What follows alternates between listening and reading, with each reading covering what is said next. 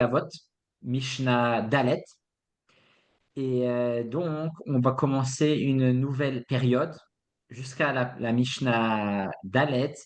Les bénis Israël étaient dirigés par une personne.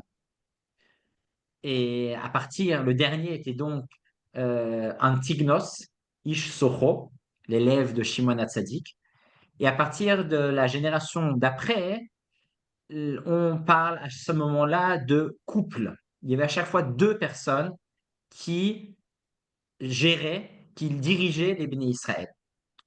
Un était ce qu'on appelle le Nassi, le président, qui était plus responsable de l'aspect matériel, l'aspect politique, l'aspect voilà, matériel du béni Israël, et l'autre qui était le Av Beddin, qui était plus responsable du côté spirituel.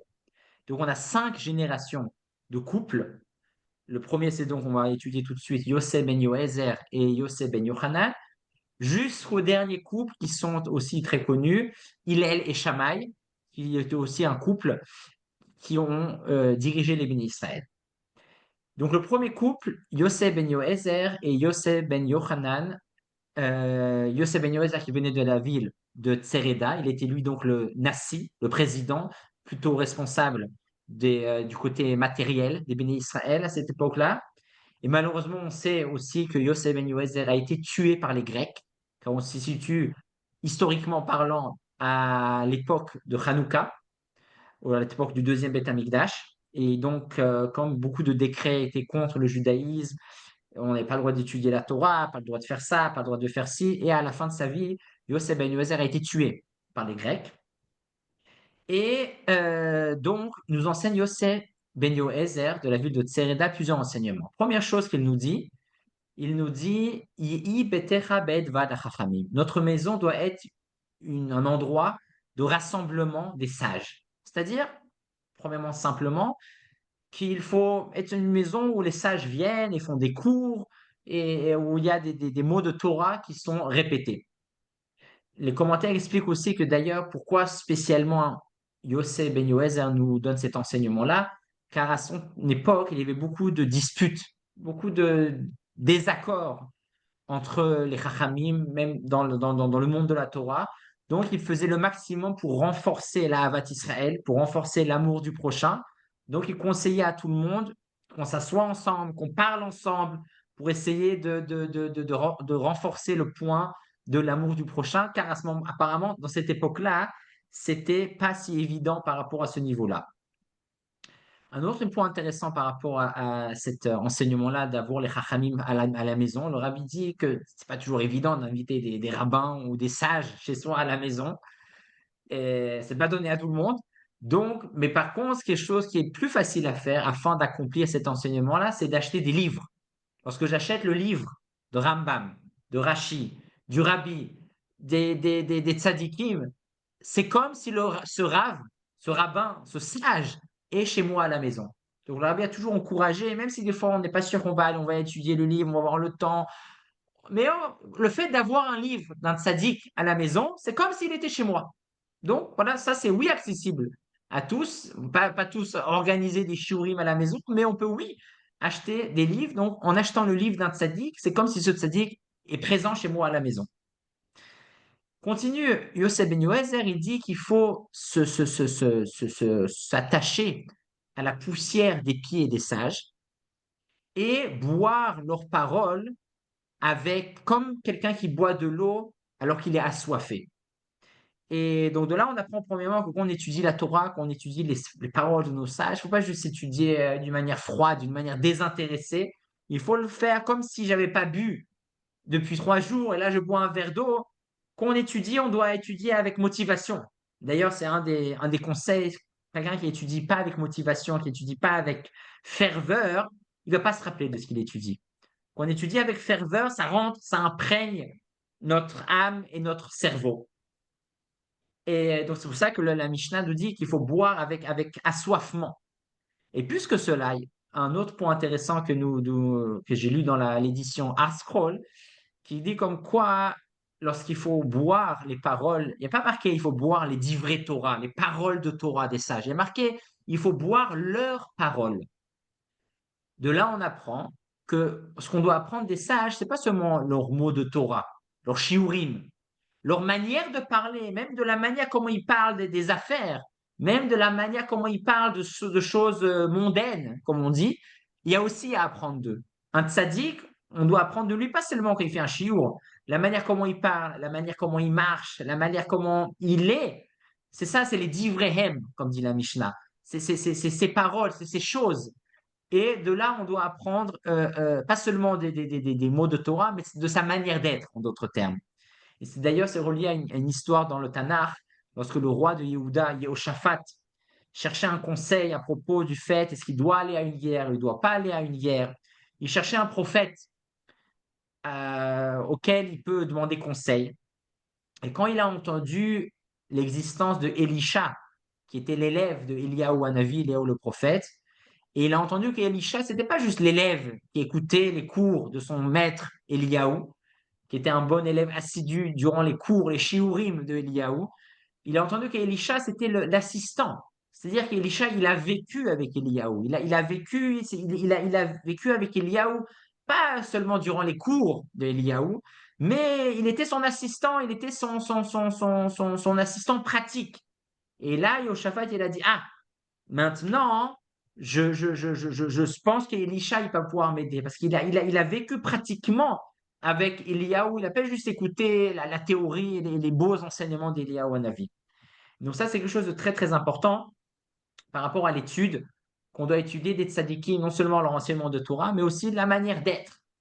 Et juste par rapport au point de l'étude de la Torah, qui est un point mentionné d'une manière forte dans cette Mishnah Dalet, quelque chose que j'ai entendu la semaine dernière de Rav Nachmanson, la semaine dernière, on avait le Bet Yar, le jour de naissance du Rabbi Maharash, Rabbi Shmuel, le Rabbi Maharash, qui était le quatrième Chabad Rabbi, et une des phrases phares du Rabbi Maharash est la phrase de l'Echatri la Hariber, comme quoi il faut sauter. C'est-à-dire, le Rabbi Maharash dit des fois qu'on a un certain obstacle, on essaie d'aller à droite, on essaie d'aller à gauche, ça marche, ça marche pas. Le Rabbi Shmuel dit, moi, je dis, les khatri là, dès le début, saute. Arrête d'essayer à droite, ne sois pas avec une petite tête, vois grand. Saute dès le début, arrête d'essayer à droite, à gauche, va plus loin. Et c'est ça, cette fameuse phrase, les khatri la riber, qu'il faut sauter. Il faut arrêter des fois de voir les choses en petit. Et c'est pas évident, il faut beaucoup d'émouna, mais il faut savoir se lancer. Et déjà par rapport à ce principe-là, le rabbi a expliqué, premièrement, quand on dit qu'il faut se lancer, c'est quelque chose de personnel. Moi, je peux me dire à moi-même, dans certains domaines, voilà, je dois me lancer dans ça, je dois me lancer. Je ne peux pas dire à quelqu'un d'autre, tu dois te lancer dans ça. Les khatri la riba, c'est quelque chose de privé, c'est un enseignement que je dois appliquer à moi-même. Les autres, parce que c'est quelque chose de c'est très, très, très personnel. Je ne peux pas savoir dans quel domaine l'autre il doit se lancer. Je peux lui dire, voilà, ce qui est obligé. Voilà, on doit faire Shabbat. Ça, c'est quelque chose qui est plus personnel. Tout le monde doit faire Shabbat. Donc, je peux aider quelqu'un à faire Shabbat. Mais dans le domaine de l'Echatri la riber, dans le domaine de se lancer, c'est-à-dire aller au-dessus de soi, c'est pas évident. C'est pas notre place de dire à quelqu'un d'autre. Alors, des fois, on peut plus ou moins si on sent, mais en général, les khatrin à riber, c'est quelque chose qui s'applique, qu'on doit appliquer surtout à soi-même. Chacun doit pour lui-même sentir dans quel domaine et là où il doit se lancer. Je peux pas dire à quelqu'un d'autre, allez, vas-y, les khatrin à riber, lance-toi. Non. Les khatrin à riber, le rabbi a dit, c'est par rapport à soi-même. Et un autre élément que c'est très important, les khatrin à riber, des fois, le rabbi a dit que des fois, on sent qu'on doit faire quelque chose. Par exemple, je dois faire la paix avec quelqu'un. Je sais, voilà, il y a un Avat Israël, il faut aimer son prochain, c'est en disputer, faire la paix. On sait tous qu'il faut faire la paix. Mais on sait tous aussi que c'est pas évident. Et des fois, on veut faire la paix. Voilà, on est chaud, on a décidé. Quand arrive le moment où je dois prendre mon téléphone, on se refroidit. On n'arrive pas. Donc le rabbi dit, surtout dans ces situations-là, on doit penser à ce concept de sauter. de faire le Khatril Ariba, c'est quand je sais que je dois faire quelque chose. Et je sais aussi que ce que je dois faire, je vais être arrêté. Je vais avoir des pensées qui vont me stopper, qui vont me refroidir. À ce moment-là, qu'est-ce que je dois faire? Je dois faire tout de suite et sans réfléchir. Je dois mettre en avant, mettre en marche ce concept de l'Echatrila Riber, parce que si je commence à réfléchir, je vais avoir toutes les raisons de ne pas faire. Mais je sais au fond de moi que je dois faire ça. Comme par exemple, il y a une histoire que j'ai entendue par rapport à quelqu'un qui était en dispute avec quelqu'un d'autre dans le monde de Chabad à l'époque. Et le rabbi était très mécontent. Il disait que cette dispute entre ces deux chefs, apparemment, est très négatif pour le développement du mouvement Chabad. Il faut faire la paix, il faut arrêter vos histoires. Faites la paix, c'est fini. Ça, les gens, ils payent les prix à cause de ça. Et cette personne, quand il est sorti du bureau de rabbi, qui le rabbi lui a dit, tu dois faire la paix, arrête maintenant ton cirque. Il a dit, il voulait. Mais finalement, voilà, il était vraiment en sortant, il voulait, il faisait pas semblant. Mais au bout d'un jour, 2 jours, il s'est refroidi et il a pas réussi à faire la paix. Et donc de là, on voit que quand on est convaincu et quand il faut le faire, c'est là qu'il faut le faire tout de suite. Parce que si je laisse mon esprit revenir, eh ben, il y a de grandes chances qu'on va se refroidir. Mais juste pour toute cette introduction, pour revenir au point de l'étude de la Torah, le rabbi dit que surtout dans le domaine de l'étude de la Torah, on a des forces spéciales pour se renforcer dans les Khatrila Hariber.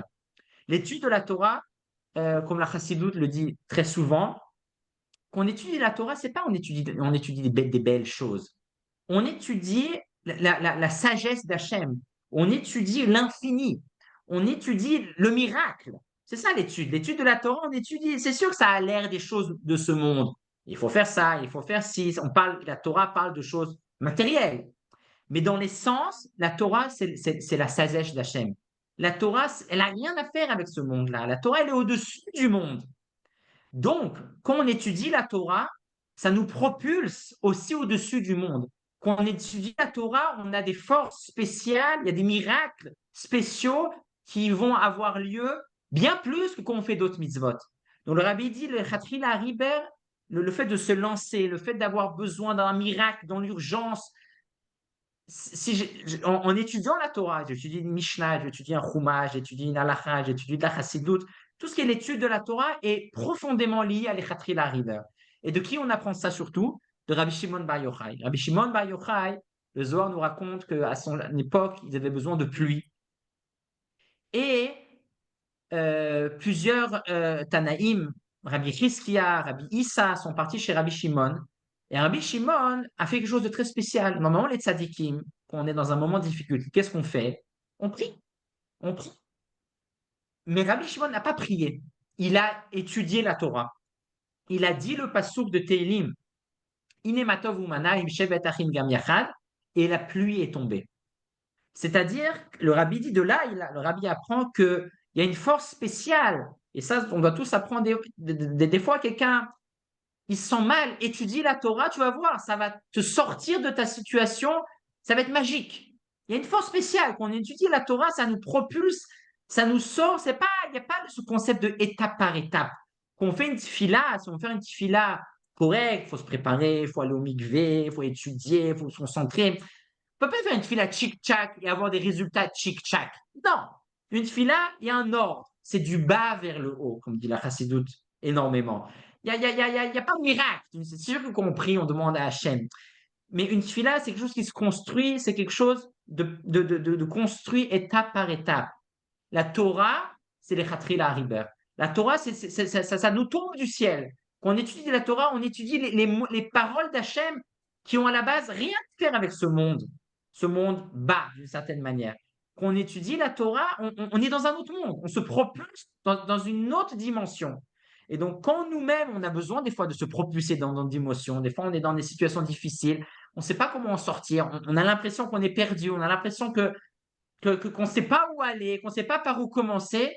Si on veut s'en sortir, une des sgoulottes, si on veut dire, si on peut dire, prends un chumash, tu vas voir, ça va te.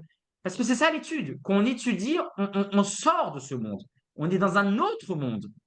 Et donc, le rabbi dit, les Khatrila River, le mot de la semaine dernière du rabbi Maharash, est profondément lié au domaine de l'étude de la Torah. Donc, cette étude qu'on parle dans la Mishnah 4 de Pirkei Avot, qu'il faut étudier, c'est quelque chose qui amène des résultats qu'on n'a pas de.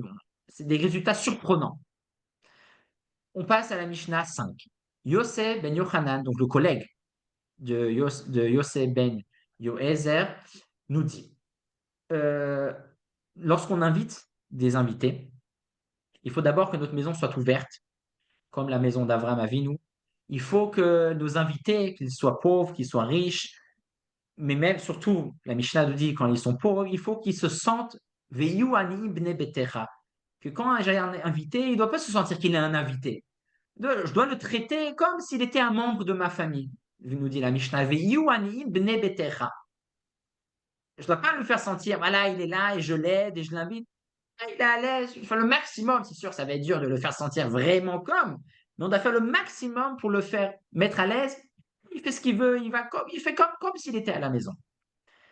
Et Yosef ben Yochanan continue la Mishnah en disant, tout d'abord en amenant ce qui a été déjà dit dans les générations précédentes, comme quoi il ne faut pas trop parler avec la femme, nous dit la Mishnah. Ve'al tarbesira im aisha. Donc ça, c'est pas ce que Rabbi Yosef ben Yochanan a dit. Ça a déjà été dit dans les générations précédentes. Mais lui, il a expliqué, il a dit que quand cette phrase nous dit qu'il ne faut pas trop parler avec la femme, Rabbi Yosef ben Yochanan dit pourquoi il a mis cette phrase nous dit la femme. Yosef ben Yochanan arrive et commente. Il dit ici, on parle pas de n'importe quelle femme, on parle de ta femme. La femme avec le he, haïcha. C'est-à-dire que quand la Mishnah dit qu'il ne faut pas trop parler, on parle de ta propre femme. À plus forte raison avec une autre femme, que ça, c'est encore moins qu'il faut parler. Et de là, on va expliquer un peu plus ce que ça veut dire, cette Mishnah un peu étonnante.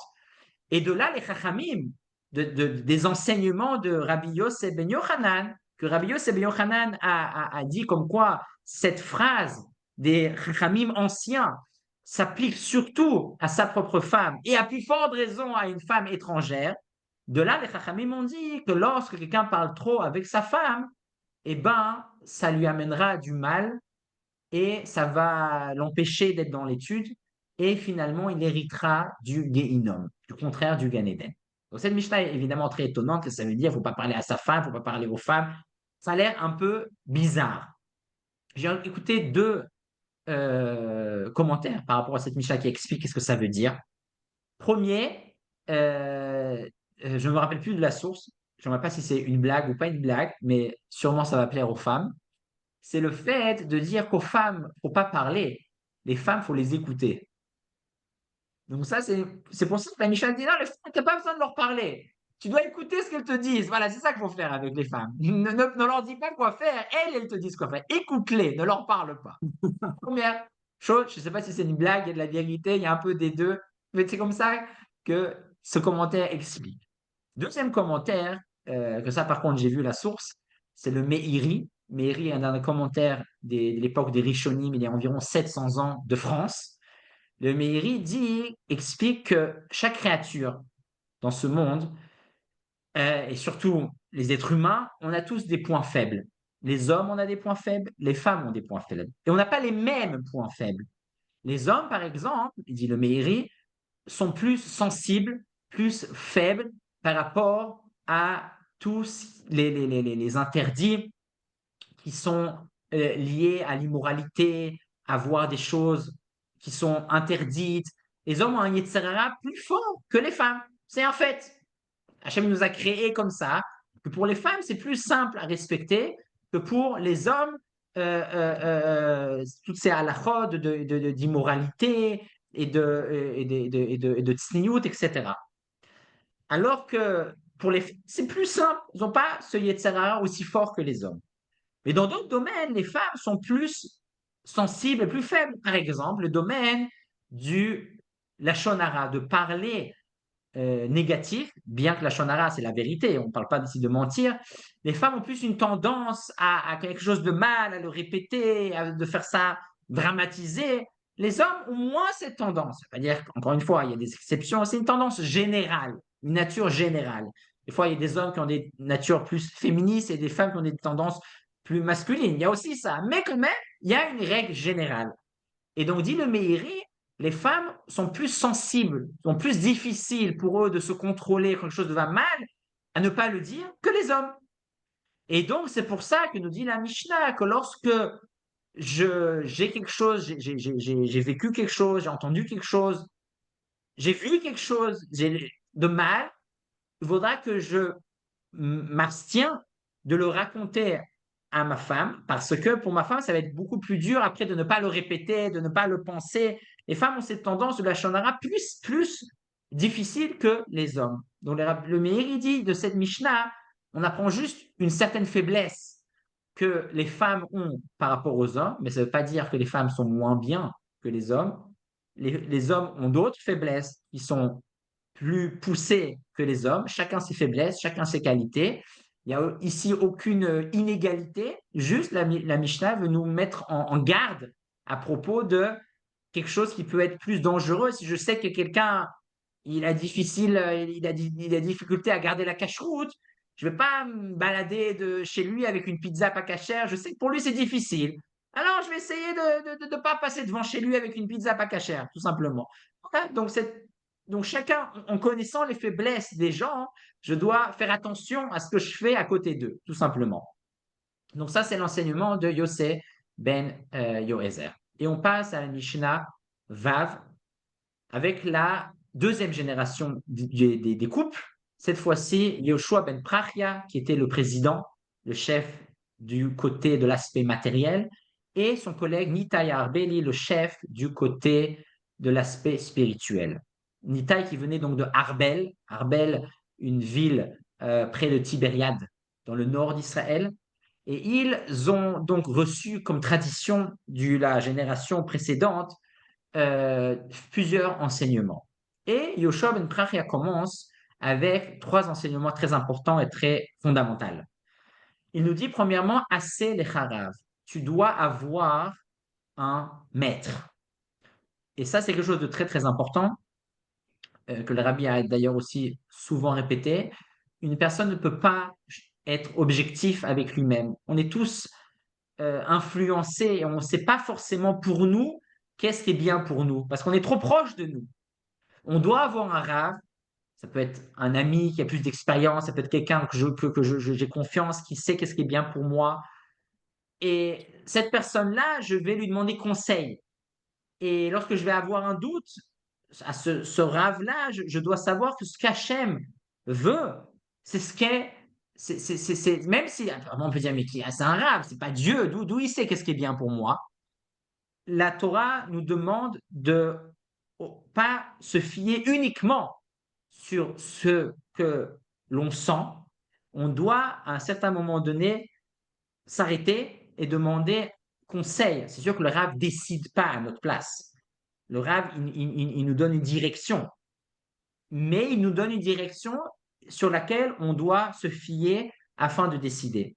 Et si quelqu'un il pense, non, moi j'ai pas besoin de Rav, moi je sais tout seul, moi je lis le livre et j'ai pas besoin de personne, il se trompe et c'est très dangereux, les gens, parce qu'à ce moment-là, c'est pas seulement qu'il n'a pas de Rav et sûrement il va faire des erreurs, à part ça, ça va développer chez lui un caractère comme quoi il a besoin de personne, comme quoi il sait tout seul, et quand quelqu'un va lui dire non, il va pas l'accepter, il s'habitue à s'écouter que soi-même. C'est quelque chose de très dangereux. Si quelqu'un va le dire non, il va s'énerver contre lui. Les gens qui ont du mal à écouter le mot non, c'est souvent des gens qui ne demandent pas de conseils, qui apprennent rien des autres, qui se fient à eux-mêmes. Et c'est sûr que quand quelqu'un il va lui dire non, eh ben, ça va le frustrer parce qu'il n'est pas musclé, il n'est pas habitué à être un petit peu déboussolé. Et c'est important. Sinon, on n'avance pas dans la vie. Les gens qui sont trop avec eux-mêmes, qui n'écoutent pas, qui ne sont pas ouverts d'esprit, qui écoutent un conseil de quelqu'un d'autre, et c'est d'ailleurs le deuxième conseil de Yeshua ben Praha qui nous dit tu dois aussi acquérir pour toi un ami. Donc, dans les deux sens, un ami aussi, c'est là aussi pour nous, pour avoir une confrontation. Quelqu'un dit: «Ah, moi, j'aime être tout seul, tout ça, c'est dur pour moi, les amis». Oui, c'est dur, les amis, mais il faut en avoir. On a besoin de ça. Sinon, on se dégrade et on tombe après dans une autre dimension qui est plus difficile. Après, on a du mal à avancer, on se recrevit sur soi-même. Et juste, quelqu'un il peut se dire aussi: «Mais attendez, par rapport à l'histoire du rave, heu, qui il est ce rave pour savoir qu'est-ce qui est bien pour moi?» Peut-être qu'il se trompe. Il se trompe, tout le monde est c'est pas un dieu ce rave. D'où je sais moi que le rabbi a dit plus souvent: «Quand je donne ma confiance à ce rave-là, ce rave c'est pas lui qui décide. C'est Hachem à travers cette personne-là». Et ça, je dois avoir en tête que ce que le rave me dit, un vrai rave, c'est quelqu'un qui va vraiment réfléchir du mieux pour la personne et qui va demander à Hachem de l'aider. Aide-moi, Hachem, à aider cette personne. À ce moment-là, ce qu'il va dire, c'est ce que Hachem lui a mis dans sa bouche d'une certaine manière. Donc, il ne faut pas avoir peur. Ça fait peur, mais il ne faut pas avoir peur d'accomplir cet enseignement de Yeshua ben Prachia. C'est pour ça que d'ailleurs, Yeshua ben Prachia a dit assez les haras. Il faut faire. Il n'est pas marqué choisis-toi, suis un rave. Faire, pourquoi il faut faire un rave? On ne fait pas un rave, on écoute un rave, on suit un rave, on demande à un rave. C'est quoi cette histoire de la Mishnah? Fais un rave. Parce que oui, il faut faire, c'est dur. C'est comme si je fais quelque chose, je produis. C'est pas quelque chose, on n'est pas à l'aise. D'avoir un rave, c'est pas quelque chose d'à l'aise, mais c'est normal. On n'est pas à l'aise, c'est une asiya, c'est une action difficile. Mais c'est quelque chose à faire. Un autre commentaire que j'ai lu, assez intéressant, dans les éditions Weiss, une édition qui existe aussi en français, je vous la conseille. Euh, ce commentaire dit Assez lecha rav, c'est-à-dire Assez lecha rav, fais de toi quelque chose de grand, un rav du mot arbé, beaucoup. Comme quoi, des fois, on se considère pas beaucoup, on se considère minable, on se considère petit, on ne croit pas qu'on est important, on ne croit pas qu'Hachem attend de nous quelque chose de grand dans ce monde-là. Yoshua ben Prach dit Assez lecha, fais de toi Rav, fais de toi quelque chose de grand, arrête de te sous-estimer.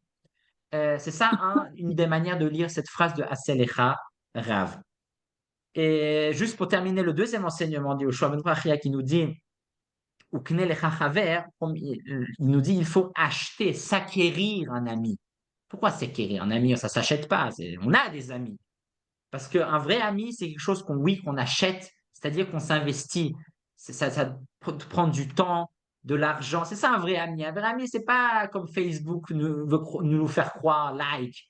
Je fais, ah, like, il est mon ami. Non, c'est pas un vrai ami. Un ami, c'est quelque chose que j'ai acquéri, j'ai pris du temps, j'ai donné. C'est un vrai, c'est kinyan. Et enfin, une explication aussi intéressante par rapport à ce kne lechachaver. Kane en hébreu signifie aussi une plume. C'est-à-dire que la plume ou canet, les chachaver.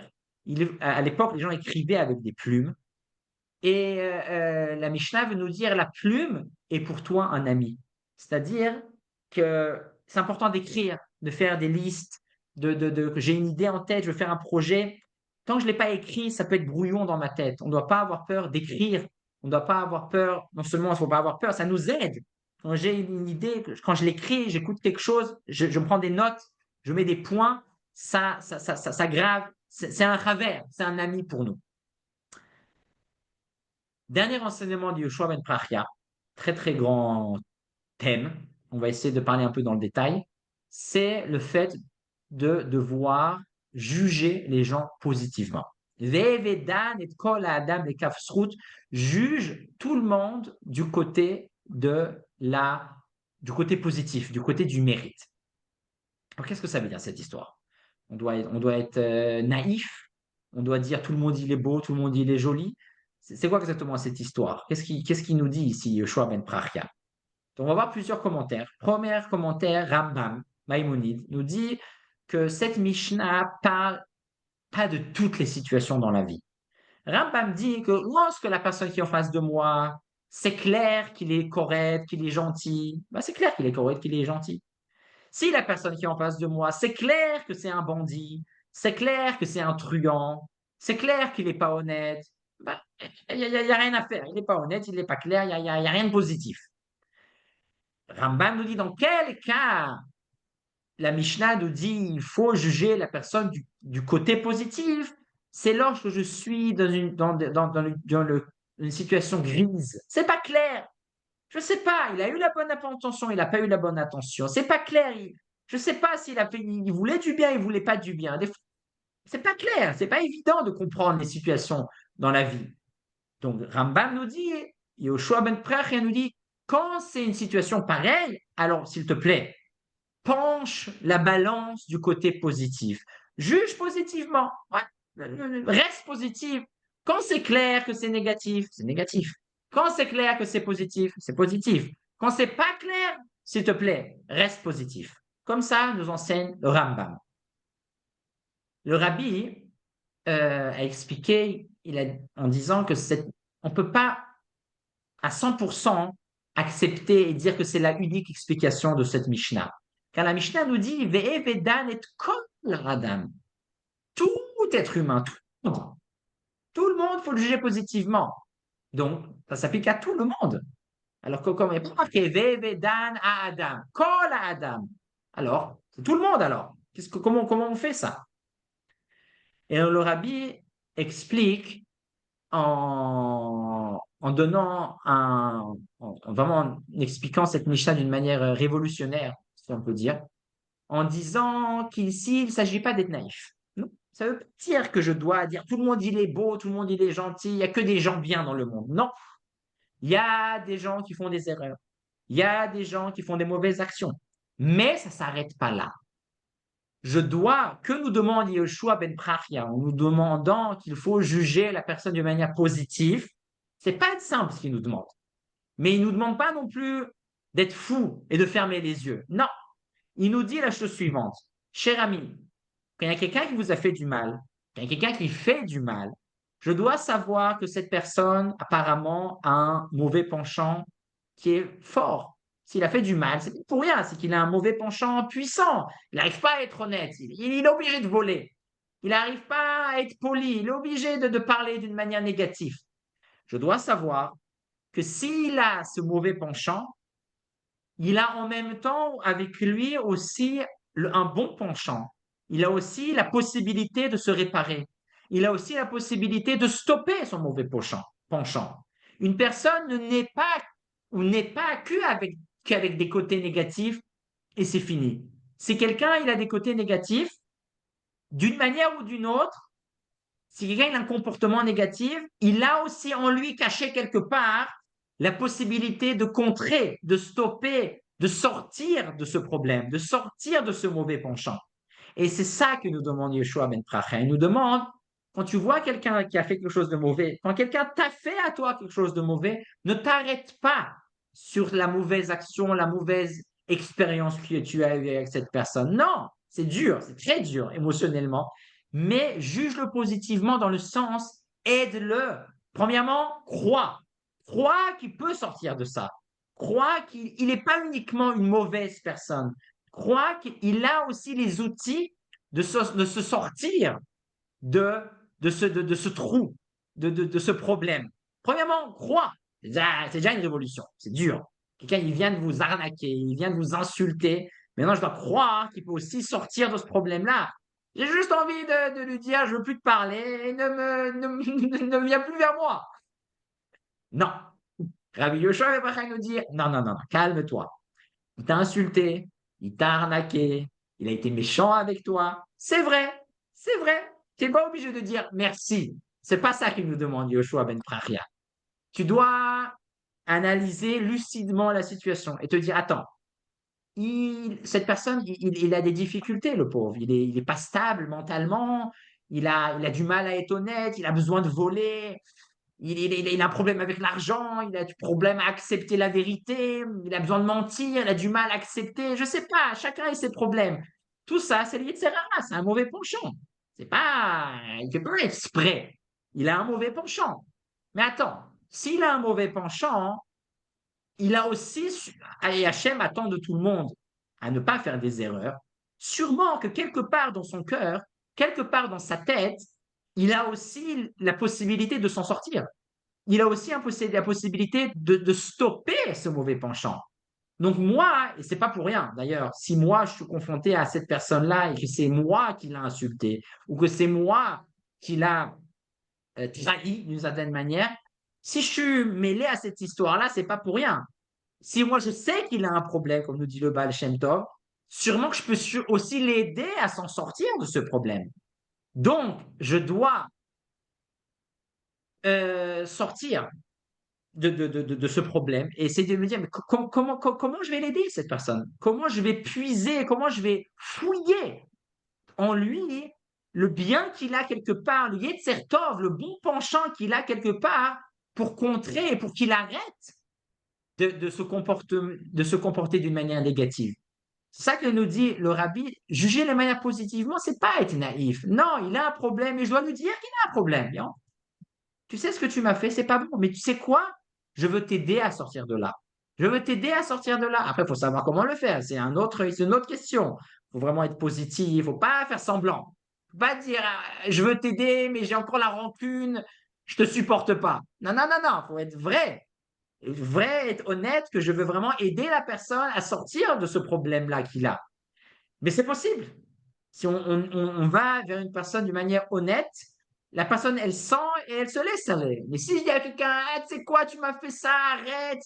Mais en fond de moi, je suis énervé, je ne le supporte pas. Et j'ai qu'une envie, c'est qu'il ne veut plus me parler. Et ben, ça va se passer comme ça. Et donc, je veux juste lire avec vous les mots du rabbi dans l'écoute Sirot qui explique ces mots très très puissants de Rabbi Yoshua Ben Prachiak. C'est vraiment une révolution.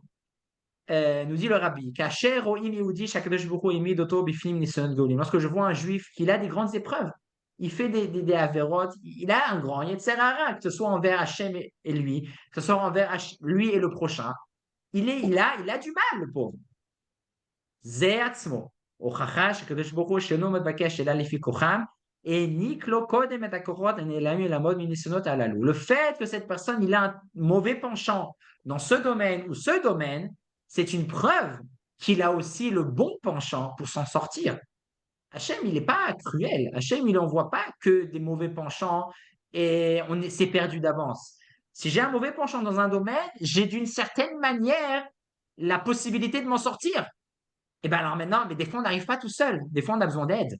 Donc, si moi, j'ai vu ça, je dois l'aider. Et c'est ça que ça veut dire, la juger positivement la personne. Et donc, c'est ça ce que nous dit le rabbi. Un autre conseil intéressant que dans ce domaine-là, juger positivement la personne, nous enseigne le Tzemar Tzedek, le petit-fils de l'Admour Azaken. Il explique dans Derech Mitzvotecha, la mitzvah de Havat Israël, en expliquant la phrase connue Ve'afta l'ereacha kamocha. Tu dois aimer ton prochain comme toi-même. Qu'est-ce que ça veut dire, aimer mon prochain comme moi-même? Ça veut dire quoi ça? J'aime mon prochain comme moi-même. C'est un peu bizarre comme phrase. Et le Tzemar Tzedek explique oui, ici il y a un processus psychologique à passer. De la même manière qu'avec soi-même, on s'aime. C'est-à-dire quoi? C'est-à-dire quoi on s'aime? Quand quelqu'un il fait quelque chose de mal, en général, à moins d'être dépressif, très vite, on dit, s'il fait rien, voilà, j'étais, d'une certaine manière, pas on se donne raison. Quand on a fait quelque chose de mal, on doit accepter qu'on a fait quelque chose de mal, comme on va voir plus tard dans une Mishnah, mais on met les choses, c'était pas si grave, comme on s'aime soi-même, on dramatise pas tellement. Ouais, j'étais fatigué, je voulais pas vraiment, il m'a un peu chatouillé. On se pardonne assez vite, on va dire ça comme ça. Alors pourquoi? Parce qu'on a tous une amour propre. C'est naturel, on s'aime soi-même. Donc très vite, on va légaliser certaines choses qu'on aurait fait illégales. C'est comme ça. Et donc, nous dit le Tsamased, de la même manière, pourquoi avec nous-mêmes on est cool et pour les autres non? Par contre, quelqu'un d'autre, il m'a fait un petit truc, il n'a pas dit le mot qu'il fallait. Oi, oi, oi, oi, oi, c'est le drame. Je ne veux plus lui parler à celui-là. Mais nous, qu'on fait des petites erreurs, ah, tu comprends, ça fait rien, mais j'étais fatigué, tu me comprends pas. Et c'est ce qui est vrai. Mais avec les autres, en général, on est beaucoup plus strict qu'on est avec soi-même. Et donc, de l'idée de Samat Tzedek, je t'en supplie. De la même manière qu'avec toi-même, tu es très cool, et tu sais très bien t'expliquer, tu sais très bien te pardonner, essaie de faire pareil avec l'autre. Donc ça, c'est un conseil intéressant que nous dit le Tzemar Tzedek. Juste pour terminer cette Mishnah, à part le fait de jugement positif qu'on doit avoir avec les autres, on doit aussi savoir nous dit ça aussi le Rabbi Nachman de Breslev, qu'il faut faire attention à comment on juge les autres, car lorsqu'on juge les autres d'une certaine manière, c'est de cette manière-là qu'Hachem nous jugera. Comme on voit d'ailleurs dans l'histoire, si, en d'autres termes, si je suis strict avec les gens, Hachem sera strict avec moi. Si je suis cool avec les gens, Hachem sera cool aussi avec moi. On peut voir ça de deux histoires. Euh, Par exemple, avec David Ameller, lorsque David Ameller a eu cette histoire avec Bathsheba, David Ameller, on sait qu'il était un grand sadique. C'est difficile de dire qu'il a fait une faute. Il y a des grandes explications d'ailleurs. Mais d'après le sens simple, il a fait cette faute d'avoir pris Bathsheba, la femme de Oria. Et Nathan, le prophète, n'est pas venu directement chez David, lui a dit, c'est pas bien ce que tu as fait. Nathan lui a d'abord dit, tu sais, j'ai une histoire à te raconter. Qu'en penses-tu de quelqu'un qui est très riche et qui a beaucoup d'animaux, il a beaucoup d'argent, et un jour, il a volé le seul mouton qu'un pauvre monsieur avait. Qu'est-ce que tu en penses de cette histoire? Évidemment, elle a dit, mais bien sûr, c'est horrible, il est cruel ce monsieur. Lui, il est riche, il a tout ce qu'il faut. Qu'est-ce qu'il a besoin maintenant du seul mouton que ce pauvre monsieur a? Et Nathan, le prophète, lui a dit, bah, tu sais, c'est exactement ton histoire. Toi, tu es un roi, tu as tout ce que tu faut, tu as plein de femmes. Qu'est-ce que tu as besoin de prendre la seule femme de ce pauvre soldat Uriah? Et les commentaires expliquent, parce qu'en fait, David, en jugeant la situation, il s'est jugé en lui-même. Tant qu'il n'avait pas jugé la situation, on ne pouvait pas le juger lui-même. Tout ça, c'est du côté négatif et du côté positif, pareil. Il y a une histoire dans ma Masechet Shabbat que d'après les Géonim, on parle ici de Rabbi Akiva. Rabbi Akiva, nous raconte la Gemara, il avait travaillé pendant 3 ans chez quelqu'un. Et la veille de Yom Kippour, il lui dit, mon ami, tu es bien gentil, mais j'aimerais bien être payé. Et le patron lui dit, mais excuse-moi, j'ai pas d'argent. Il dit, ok, donne-moi, tu as un grand verger, paye-moi en fruits. Et excuse-moi, j'ai pas de fruits. Il lui dit, alors, je sais pas, paye-moi en terre alors. Excuse-moi, j'ai pas de terre. Maintenant, il voit qu'il a ce patron, il a un champ, il a une grande maison. Il dit, mais qu'est-ce qu'il me raconte? Bon, il part. Et au bout d'un certain temps, hein, finalement, ce patron contacte Rabbi Akiva et il le paye toute la somme qu'il lui devait. Et il lui demande, cher ouvrier, quand je t'ai dit non, que j'ai pas d'argent, j'ai pas de fruits, j'ai pas de terrain, qu'est-ce que tu as pensé? Rabbi Akiva lui a dit, bah, c'est quoi, j'ai pensé qu'en fait, peut-être tu as promis en vœu tous ces biens-là, et que c'est vrai que ça a l'air d'être ta maison, mais peut-être que tu as promis ça à quelqu'un, au Beth Amikdash, et voilà, c'est pas à toi. Et le patron lui dit, tu sais quoi? C'était ça la vérité. C'était pas à moi. J'avais promis à quelqu'un de lui donner. Et finalement, j'ai annulé ce neder. Et finalement, j'ai pu te payer. Et ce patron a dit à Rabbi Akiva, Ve'atak Hashem shen danatati misrou, de la même manière que tu m'as jugé d'une manière positive, Hachem aussi toujours te jugera d'une manière positive. Donc, quand on dit juger les gens positifs, c'est pas juste, on a tout à gagner à être positif avec les gens, ça se retournera, mais Hachem positivement contre nous. On passe à la Mishnah Zain. Nitaya Arbeli, donc le collègue de Shua ben Prachia, nous donne 3 conseils intéressants. Premièrement, il nous dit, garde distance du mauvais voisin. Arrête mishachenra.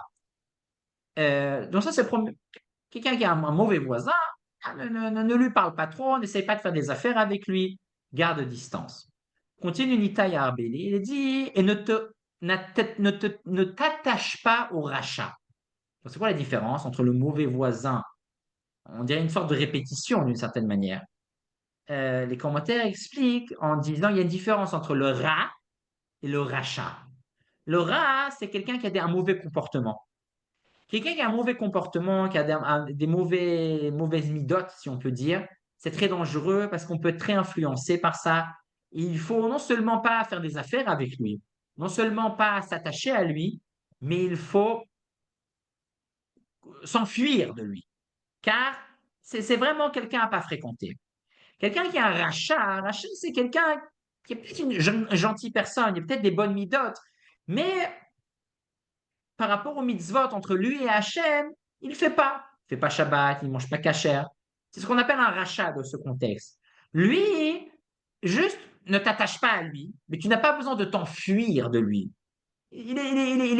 C'est moins, on va dire de cette manière, c'est moins dangereux d'être en contact avec un rachat qu'avec quelqu'un de rat, quelqu'un de méchant.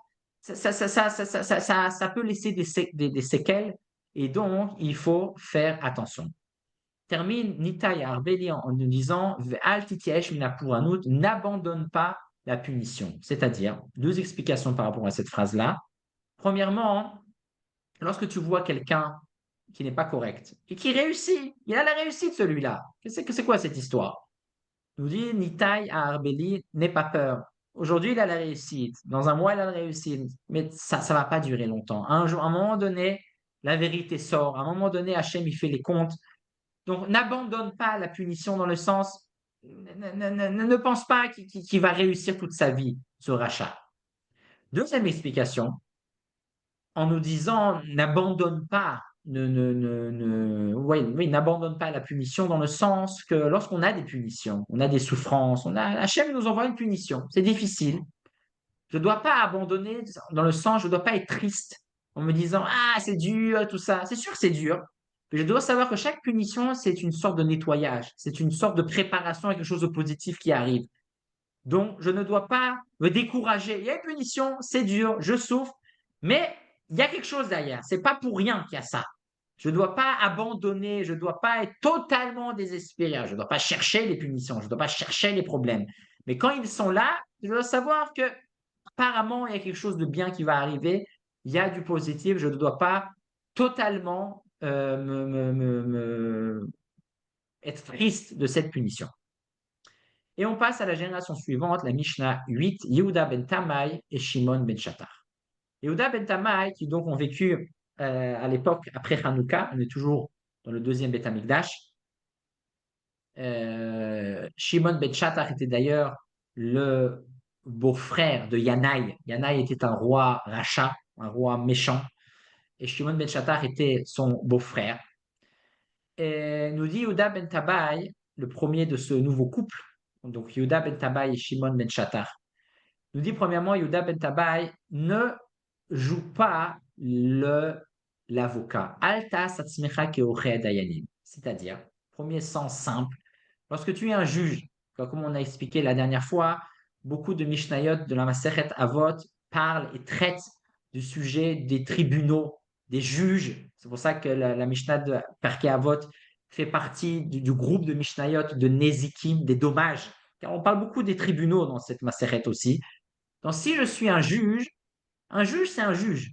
Un juge, il est là pour juger, il est là euh, pour écouter, partie 1, partie 2, et trancher.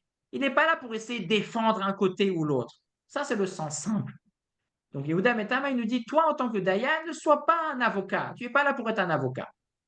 Un autre sens de cette Mishnah qui est pratique pour nous tous, lorsqu'on fait quelque chose de mauvais, il faut qu'on arrête d'être des avocats.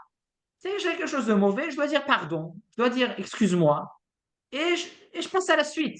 Des fois, il faut qu'on arrête de se justifier trop par rapport à ce qu'on a fait de mal. J'ai fait quelque chose de mal, je dis pardon et je passe à la suite.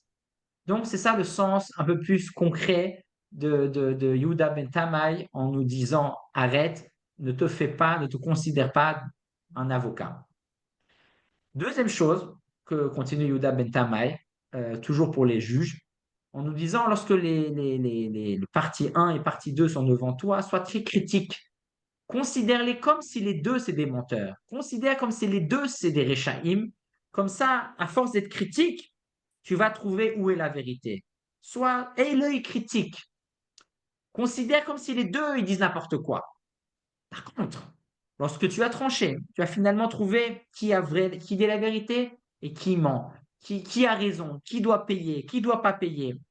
Lorsque le jugement est terminé, s'il te plaît, demande Yehuda ben Tamai, lorsque tu rencontreras le coupable au marché, lorsque tu rencontreras le coupable à la synagogue, ne change d'œil, ne le regarde pas négativement. C'est vrai qu'au tribunal, tu l'as vu et tu as dit, il a volé, il doit payer maintenant. Lorsque le tribunal est terminé, quand tu le vois dans la rue, regarde-le positivement. C'est dur, c'est très dur, mais c'est ça être un juge. Il ne faut pas que ça influence qu'après, tiens, il a eu son jugement, il doit payer, maintenant c'est fini. Lorsque le jugement est terminé, je dois regarder les deux parties, celui qui est en tort, celui qui a raison, les deux, je dois les regarder d'une manière positive. Je dois me dire, voilà, peut-être qu'il ne savait pas, je dois être vraiment positive à cette personne, bien qu'il y a un jour, j'ai tranché comme quoi lui il a raison et lui il a tort.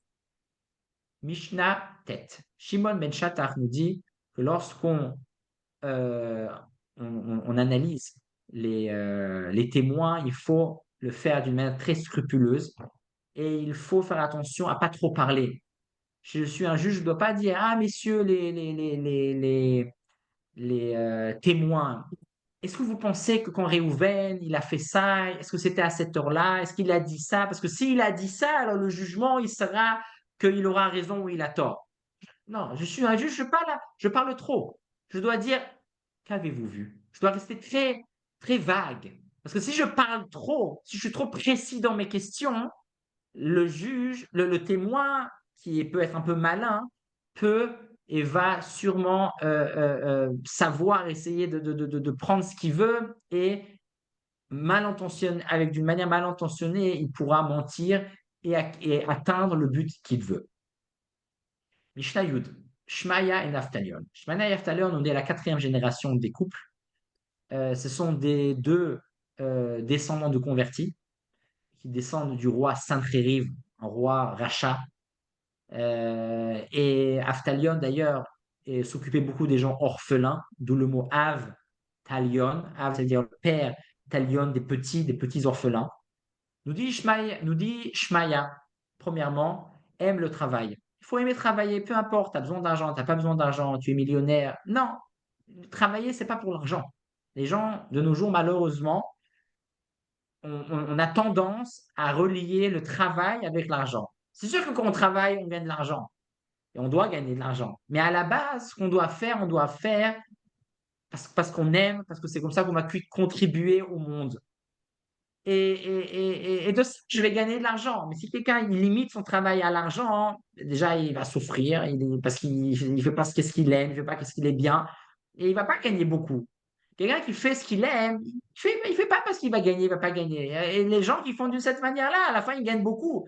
Parce que les gens, ils ressentent ça, ils sont prêts à payer beaucoup pour ce travail-là. Parce que c'est fait vraiment d'une qualité pure. Donc, nous dit Shmaya aime le travail. Soit travailleur, soit productif, construit, crée. Premier conseil. Deuxième conseil, Sna et Aramanut. Haï l'autorité. Ne cherche pas le pouvoir. Pourquoi? Parce que le pouvoir, c'est quelque chose de très dangereux à gérer. C'est quelque chose de très dangereux à faire. Quand on a le pouvoir, on doit être strict, on doit être dur. Et malheureusement, c'est très dur à savoir combien je dois être dur. Des fois, on peut avoir quelqu'un qui est au pouvoir, il doit être dur, il est obligé. Il est obligé. Et s'il va être un peu trop dur, là où il ne faut pas, il peut faire des grands, grands dégâts. Et donc la limite est très, très fine, mais il n'y a pas le choix. Donc nous conseille, Shmaïa, ne cherche pas l'autorité. L'autorité, le pouvoir, c'est un poste dangereux, à un tel point que la Gemara, dans Maseret Yoma, nous dit que l'autorité enterre ses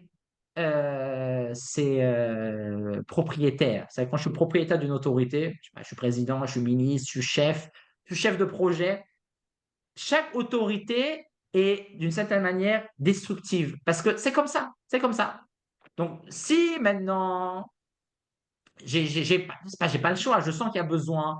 Les gens, ils me courent après, ils me demandent, je t'en supplie, sois le chef de projet, on te veut en tant que président, on te veut en tant que rave, alors là, à ce moment-là, il faut. Donc, mais c'est pas quelque chose qu'on doit chercher. Parce que si une il cherche ça, il se met dans les problèmes. Donc, il n'y a pas à chercher. Si ça vient, mais il n'y a surtout pas à chercher ce genre de choses. Dernier conseil, nous demande Shmaya, ne fais pas confiance aux autorités, surtout à l'époque du deuxième Beth Amikdash, après Hanouka, avec les Romains. Et on n'a pas à trop raconter notre vie, parce que là, les politiciens, surtout de l'époque, même de nos jours, on ne sait pas ce qu'ils font avec nos informations. On doit rester distant. Dernière Mishnah, Mishnah Yudalef, la 11e Mishnah, Aftalion nous dit, les sages, chers maîtres, faites attention comment vous enseignez. Quand vous enseignez, soyez clair. Parce que si vous n'êtes pas clair, et si vous ne dites même pas le contexte de vos paroles, un jour, vos paroles vont pouvoir être amenées, comme nous dit la Mishnah, vont être amenées dans un endroit où il n'y a pas d'eau, nous dit la Mishnah 11. C'est-à-dire un endroit où les gens ne connaissent pas. Mais si nos paroles ne sont pas claires, que s'ils sont dites dans un contexte, dans un autre contexte, et vont être compris d'une manière erronée, ça peut faire des dégâts. On nous enseigne, Aftalion, s'il vous plaît, cher maître, cher professeur, cher enseignant, chers parents, quand vous parlez, soyez clair, parce que des fois, ça peut être ambigu et ça peut être mal compris. Donc, on va résumer juste rapidement les Mishnayot qu'on a vues aujourd'hui, à partir de la Mishnah 4. Mishnah 4 nous parle de l'importance d'inviter des gens, d'inviter les Chachamim, d'acheter des livres, comme dit le Rabbi, être dans l'étude. L'étude, on a dit que c'est les Chatril Hariber, qu'on étudie, on est dans un autre monde, on amène des grandes brachot. Donc, on a besoin de grandes brachot, il faut être dans l'étude. Yosef Ben Yoez nous parle d'inviter les gens, mettre à l'aise les gens, savoir connaître les faiblesses, les qualités des gens, en l'occurrence les femmes, le Lashon Hara. Donc, on va essayer de ne pas les mettre dans des situations qui pourraient les amener à faire le Lashon Hara. Yoshua Ben Pracha nous dit il faut avoir un rav, il faut avoir un ami, il faut savoir qu'on n'est pas des dieux, on a besoin du regard de l'autre, de l'aide de l'autre, juger positivement, comme nous dit le Rabbi, savoir aider la personne qui a des problèmes et ne pas s'arrêter aux problèmes qu'il a. Comme le Tzemar Tzedek aussi nous enseigne en nous disant il faut être indulgent avec les autres comme on est indulgent avec soi-même. Nitaï Arveli nous dit prends distance du mauvais voisin, ne t'attache pas au rachat. Yehuda Ben Tamay nous donne certains conseils par rapport au juge, ne pas être avocat. Quand tu es un juge, tu es un juge. Après le jugement, garde ce qui s'est passé au tribunal. Après le jugement, reste positif. Bien interroger les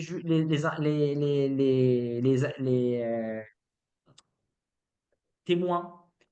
Et Shmaya ou Naftalion nous demande d'aimer le travail, de ne pas chercher l'autorité, de ne pas donner des informations aux autorités. Et Naftalion nous demande finalement de faire attention comment on enseigne, d'être clair